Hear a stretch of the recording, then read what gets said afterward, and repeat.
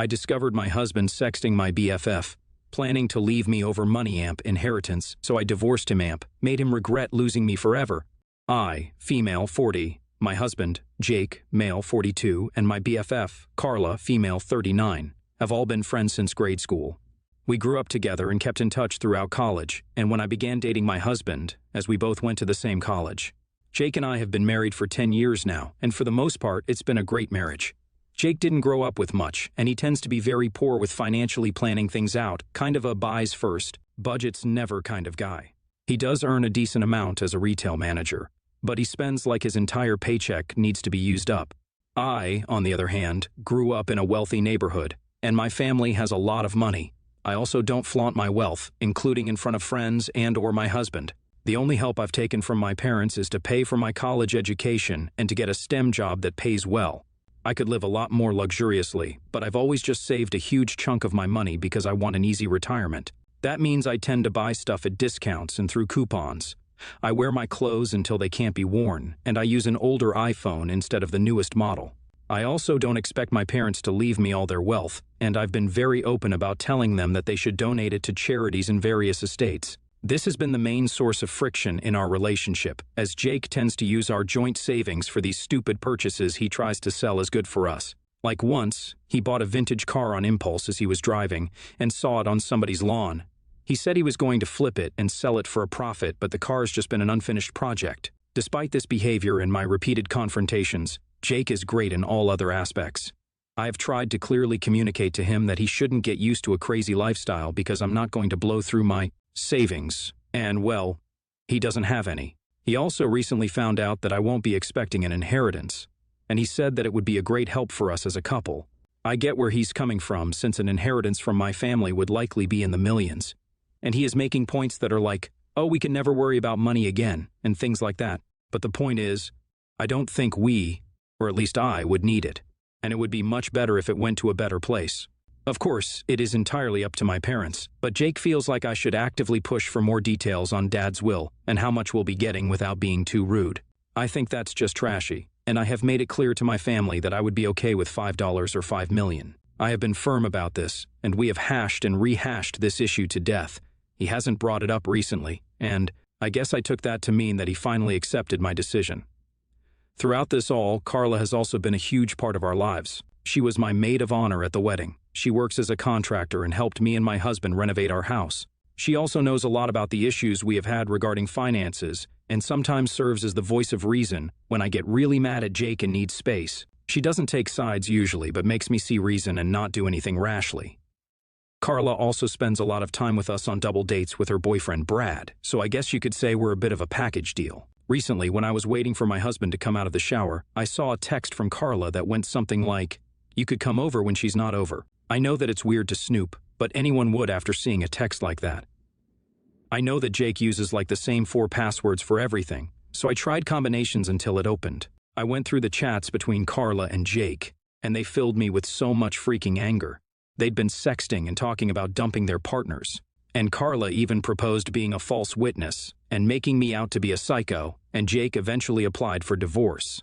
I had to keep my wits about me despite the pain and betrayal I was feeling, so I sent myself screenshots, deleted the messages, and then pretended like I didn't know anything. I was going to wait for another opportunity and collect even more evidence when Jake wasn't around. I also had to figure out a way to tell Brad because he deserves to know. A couple of days passed, and I pretended as if nothing had happened. I got another chance at looking at Jake's phone and saw that he texted Carla, saying that I had ruined his future and that he married the wrong person. Basically, he had been FWB with Carla in high school, and I think a big part of his marriage with me was in the hopes that he could control my money or live a richer life. He even had the gall to call me the poor princess. Carla, despite being my BFF, or so I thought, just laughed along with everything he said and even said terrible things about Brad. They were also planning on getting Jake to file for divorce and get a substantial sum in alimony, with Carla acting as a witness. They're both terrible people, and from what I could tell from the chats, this affair has been going on for about 2 years. I, like before, sent this evidence over to myself. All of this blindsided me because, despite Jake's weird attitude toward money, I never thought he could be this heartless. I think I just switched off my brain at this point and began thinking of the best possible way to screw those two over. First, I asked Brad to meet up with me and showed him all the chats. He was also distraught, as it was quite a long relationship. I told him what I was thinking of, and he decided to join in on my plan. We were going to reach out to a lawyer and figure out the most financially crippling divorce settlement that I could manage with the amount of evidence I had gathered. It wasn't going to be tough to work against them, and they weren't going to expect it either. I had been good at hiding my tracks, so a few days ago, Brad and I set up another one of our double dates and brought out all the evidence we had, along with my divorce papers. Screenshots of their text, along with my divorce papers. It felt good, really good. They begged, pleaded, and eventually Carla went into hysterics while Brad just watched on, sipping his drink. Someone even recorded the whole thing, and it's on the internet forever now.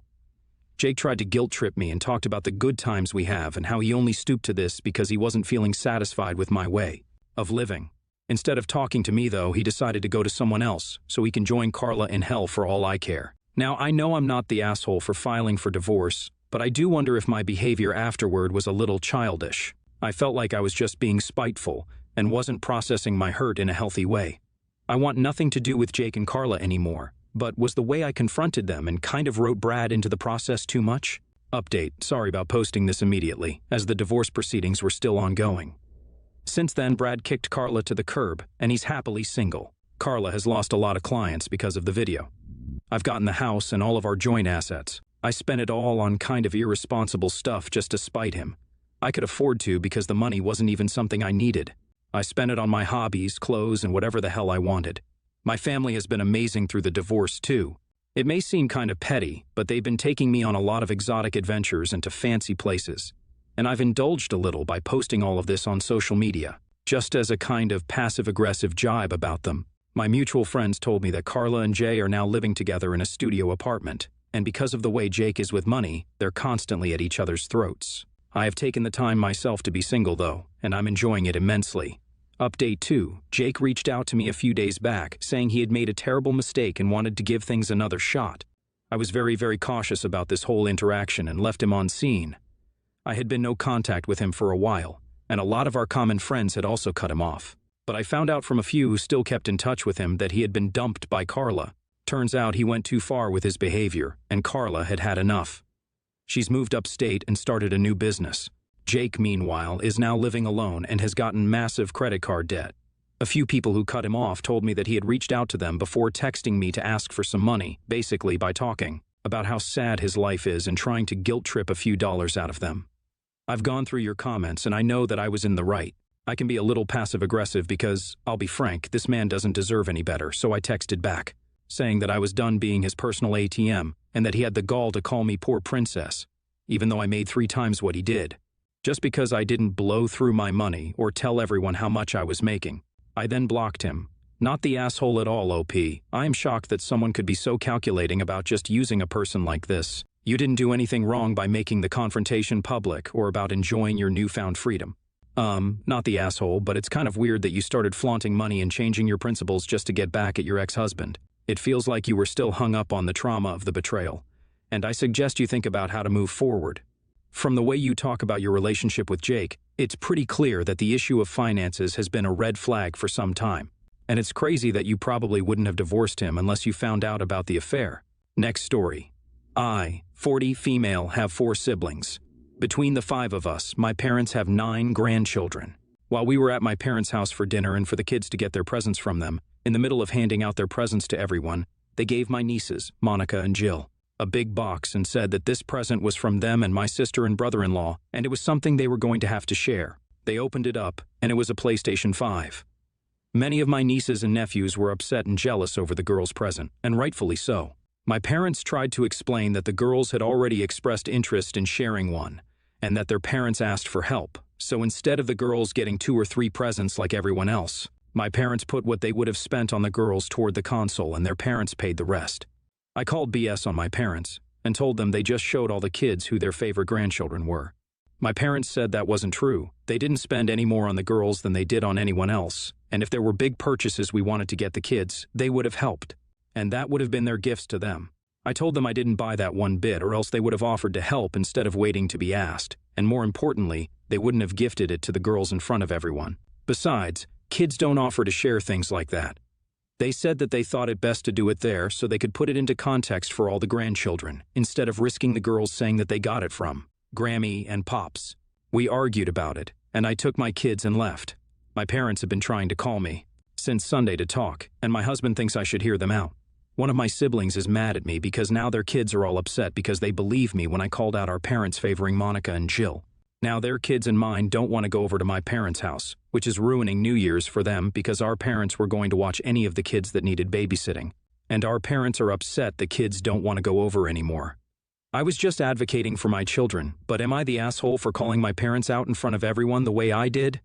Edit. There are other instances of my parents favoring Jill and Monica. They'll give Jill and Monica money for their extracurricular trips and similar things, while my brother and I have aired struggling to pay for extracurriculars for our kids before. My parents say and do nothing except tell our kids that they shouldn't give up their hobbies, sports, when we made a decision to pull them out.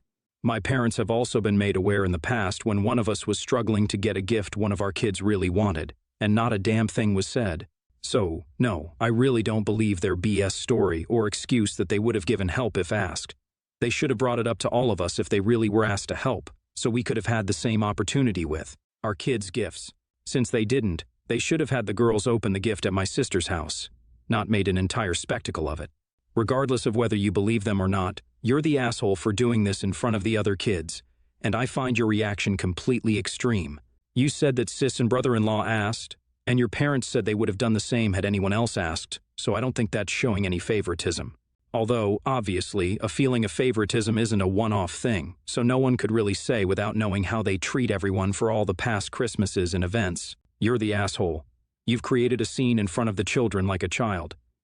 If your parents are right, and they spend as much money on every kid, I have no reason to believe they lied. Your anger is totally misplaced. You threw a fit because your sister and brother-in-law were smarter about their kids' present, and your years of sibling jealousy showed up. And now the cousins are mad at each other. The family won't get together for New Year's. What a mess you've made. You better apologize to everyone and go to therapy to deal with your insecurities. Next story. I live in a neighborhood that's considered quaint and a popular destination amongst locals during the holidays for our holiday. Light displays. My home has a little pathway and lawn on both sides, and it's fenced in all around, but it's more of a decorative fence that's wooden and waist high. The issue started when I got a notification on my home camera that someone was moving in my front yard. I work from home, so I peeped out and saw a girl about 6 or 7 running in my yard. By the time I got outside to check it out, the girl had broken some decorations.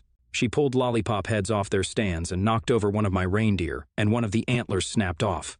Her mother was just laughing and watching, so I ran over and kindly, honestly, I swear, asked the mother to grab her kid. The mom got super annoyed and called me a Grinch and said if I didn't want kids playing on my lawn, then I shouldn't put out decorations or leave my gate unlocked. I leave it unlocked so it's easier for the mailman to get in. Her answer annoyed me, so I told her to leave, or else I'd call the cops. She called me a B-word in front of her kid and left with her. I was so mad. I did lock my gate in case she came back. Lo and behold, she returned. And this time I caught her on camera lifting her kid up and over the fence on purpose. I didn't feel like going out and having an argument with the lady again, so I ended up just calling the cops, saying there were trespassers on my property.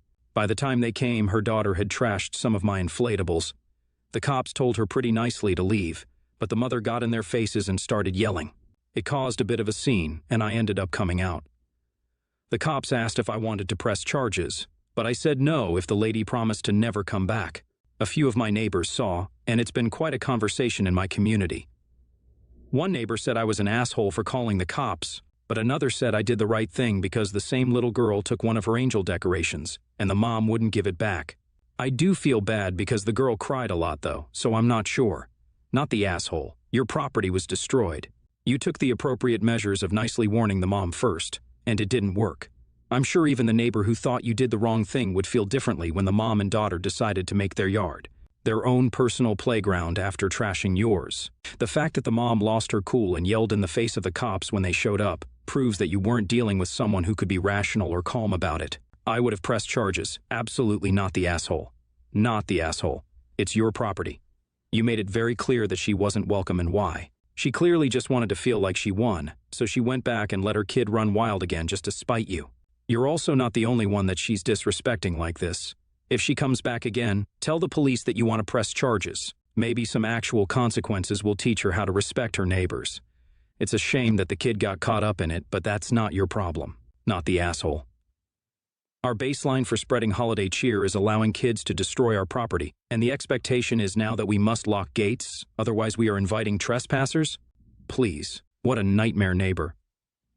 In my neighborhood, most don't have locking gates. Fences, our holiday decor goes up, and no one touches it. No one comes into our property yard without valid reason, and we reciprocate in kind. Let any neighbor who calls you an asshole know you will happily let that mom know they disagree with you and recommend she unleash her child on their property.